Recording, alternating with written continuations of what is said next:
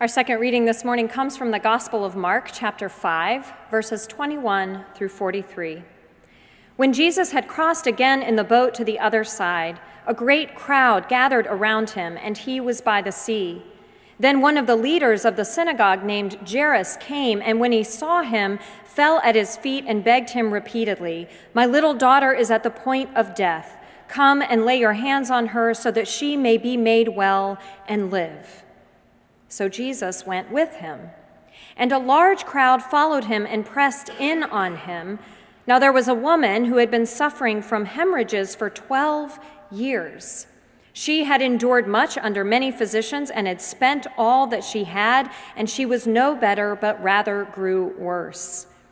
She had heard about Jesus and came up behind him in the crowd and touched his cloak, for she said, "If I but touch his clothes, I will be made well."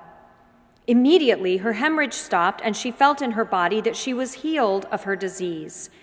Immediately aware that power had gone forth from him, Jesus turned about in the crowd and said, "Who touched my clothes?" And his disciples said to him, "You see the crowd pressing in on you. How can you say, 'Who touched me?'" He looked all around to see who had done it. But the woman, knowing what had happened to her, came in fear and trembling, fell down before him, and told him the whole truth. He said to her, "Daughter, your faith has made you well. Go in peace and be healed of your disease." While he was still speaking, some people came from the leader's house to say, "Your daughter is dead. Why trouble the teacher any further?" But overhearing what they said, Jesus said to the leader of the synagogue, "Do not fear, only believe." He allowed no one to follow him except Peter, James, and John, the brother of James. When they came to the house of the leader of the synagogue, he saw a commotion, people weeping and wailing loudly. When he had entered, he said to them, "Why do you make a commotion and weep? The child is not dead, but sleeping." And they laughed at him. Then he put them all outside and took the child's father and mother and those who were with him and went in where the child was. He took her by the hand and said to her, "Talitha cum," which means, "Little girl, get up." And immediately the girl got up and began to walk about. She was about 12 years of age. At this they were overcome with amazement. He strictly ordered them that no one should know this, and told them to give her something to eat. This is the word of the Lord. Thanks be to God. My friend Pam was having one of those days. She'd been home with her 2 young boys, and nothing was going right. The baby wouldn't nap, and it was too cold and wet to leave the house. So finally, Pam decided just to stick the boys in a bathtub and let them splash around for a while. While the water was running, she stripped off their clothes and the baby's diaper and pleaded with the 3-year-old to use the potty before he got into the tub. She stuck the baby in the bath seat that kept him upright and then reached for the faucet to turn the water off. But when she turned the faucet, it came off in her hand, and the water poured unabated out of the tap. She fiddled with this for a minute, but it quickly became clear this was not going to be an easy fix. The water in the tub was rising fast, and Pam had no way to stop it. She grabbed the plastic pitcher she used to wash the boy's hair and started bailing water from the tub to the sink as fast as she could. She transferred pitcher after pitcher, but she couldn't keep up with it. She took a break for long enough to get the baby out of the tub. By this point, the toddler was running naked around the house, but this was the least of her worries. And then she went back to bailing. Finally, she had to admit this wasn't going to work. In a moment of utter desperation, although it was the last thing she wanted to do, she pulled out her cell phone and called her husband. When he answered, she didn't even try to disguise her anguish. "Mark, oh my God, I don't know what to do. The tub won't turn off and it's filling with water. I can't bail it fast enough. The house is going to flood. Help me." For a moment, there was silence on the other end of the phone. Then, quietly and calmly, Mark spoke. "Pam, you're saying the water is running in the bathtub." "Yes," she shouted. and you can't get it to turn off. No, I can't. Are you deaf? Okay. Just one more question, Pam. Did you pull the plug out of the drain? Despair causes us to lose all perspective. Despair makes us think we are on our own to solve whatever problem has come our way. Despair makes it seem like the only tools at our disposal are the obvious ones. If the water is rising, we had better start bailing.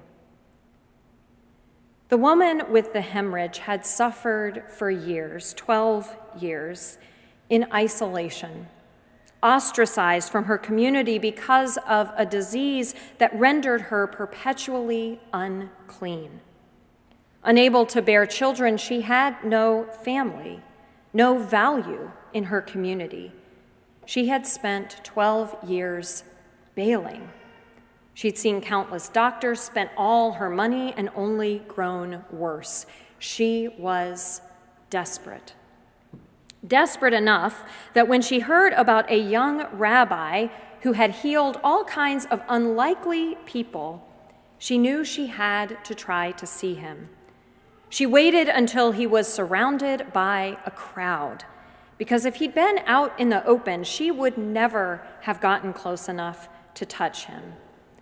She placed herself in the midst of a community, this crowd of people pressing in on Jesus so that she could get close enough to reach out and touch him and be healed. In 1906, a woman in a New York City hotel contacted the hotel manager and said she wanted to talk to a minister. The manager called Harry Marsh Warren, a pastor at a nearby Baptist church, but couldn't reach him. The next morning, the woman was found unconscious, a bottle of poison next to her. Warren visited her in the hospital as she lay dying. She said to him, "I think maybe if I had talked to someone like you, I wouldn't have done it." This prompted Warren to start the Save a Life League, the country's first suicide prevention organization. In the 100 years since, many such organizations have formed, including telephone crisis hotlines, and in 2013, the Crisis Text Line, which allows people, many of them teenagers, to communicate with trained counselors through the familiarity and anonymity of their cell phones.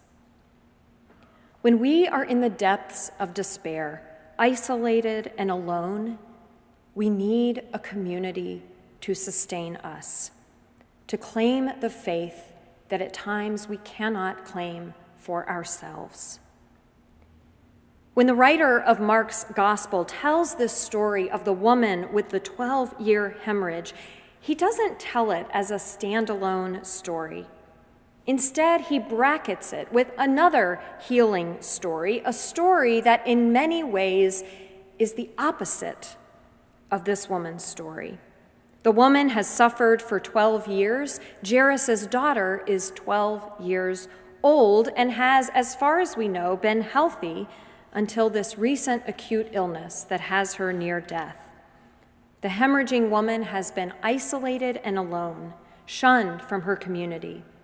But because Jairus was the respected leader of the local synagogue, he and his family were constantly surrounded by their community.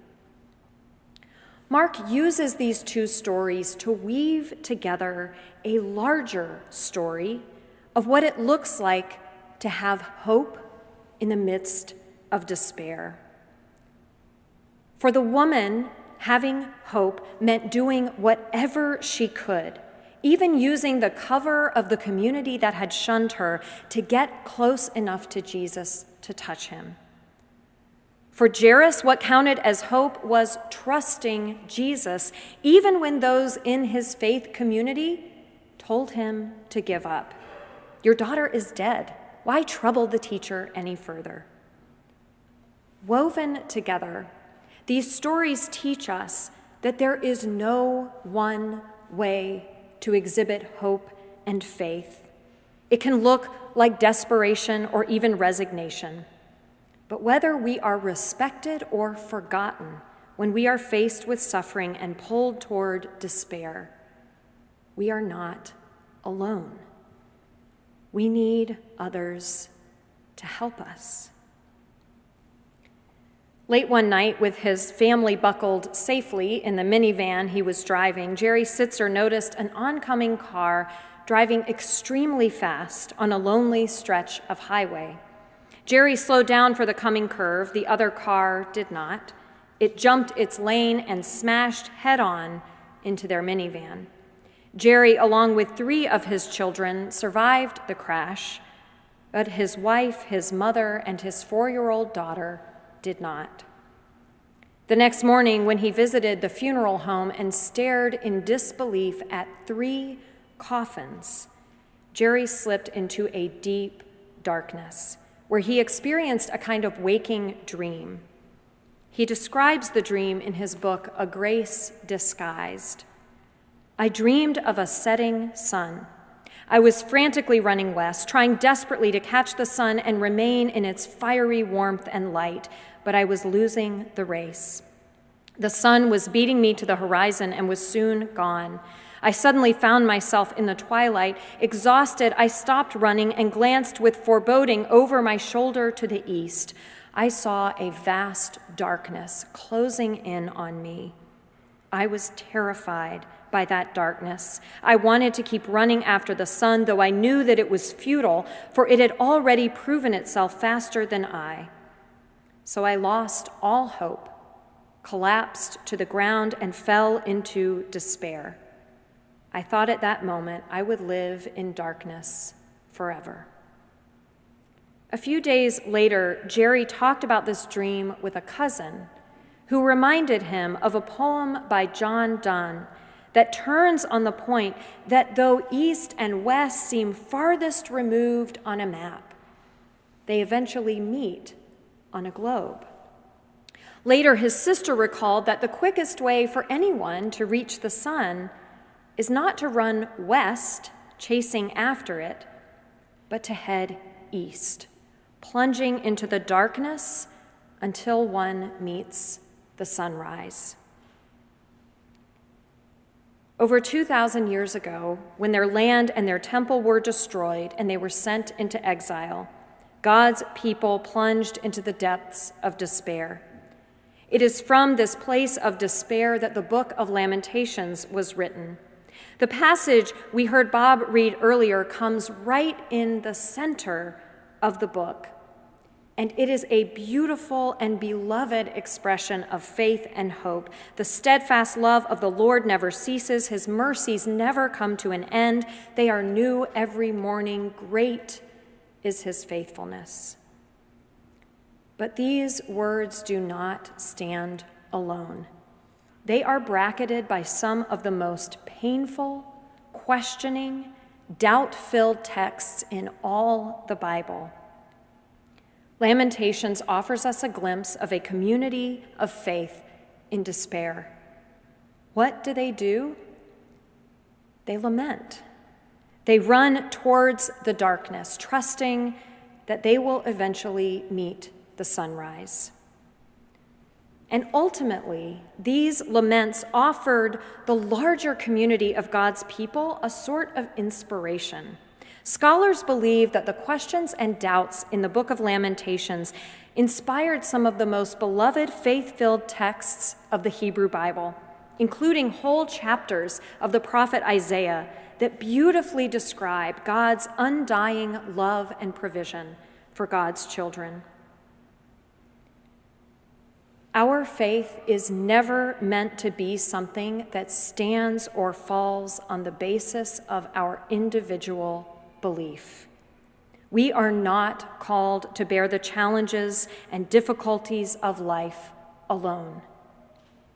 Paradoxically, it is in the midst of a community where we discover the freedom to bring to God whatever we are feeling. We need those who are willing to voice their grief, their questions, their despair, even their doubt and anger at God. And we need those who are willing to respond by recalling and proclaiming the love and provision and faithfulness of God. From time to time, we will each get to play both of those roles, so that together we form a community grounded in hope, that our God can handle all the complexities and contradictions we bring.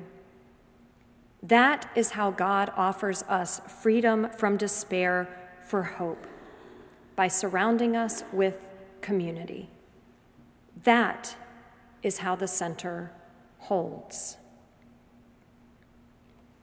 On the day of the Columbine school shooting, Patrick Ireland, a junior at the high school, was in the library.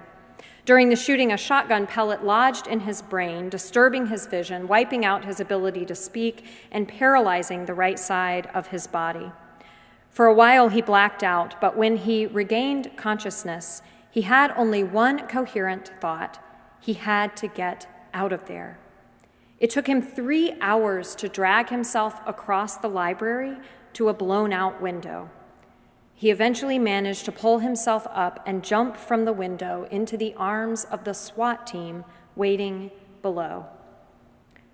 More than a year later, after a long year of recovery, Patrick graduated from Columbine and gave the valedictory speech. In his speech, he admitted it had been a rough year. The shooting made the country aware of the unexpected level of hate and rage that had been hidden in high schools, he said. But he was convinced that the world was inherently good at heart. He had spent that year thinking about what had gotten him across the library floor. Finally, he realized this. What had gotten him across the floor was hope, yes, but even more, it was trust in his community. When I fell out the window, I knew somebody would catch me, he said. That's what I need to tell you, that I knew the loving world was there all the time. Amen.